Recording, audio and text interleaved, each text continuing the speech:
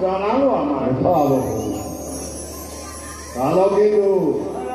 আসলে প্ৰস্তুত ৰাত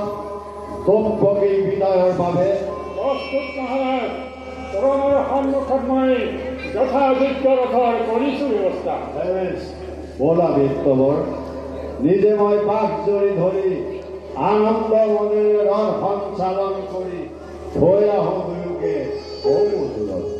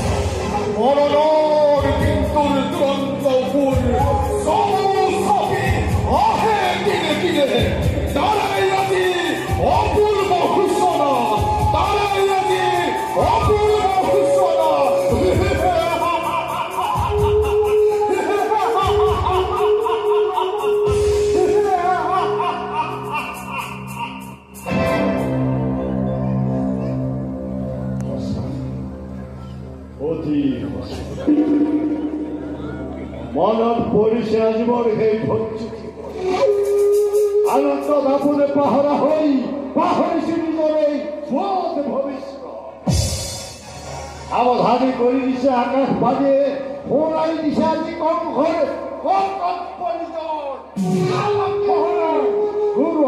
ঘৰুৱা বিজুলী বেগে দীক্ষিত তৰোৱাৰ আনন্দ উদ্ভৱ কপলা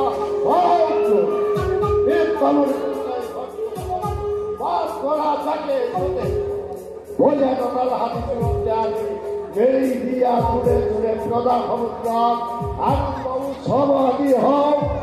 ধ্বংসর মতে সমস্ত মথুরাপুর হরিচারণ খান কালীন সূচনা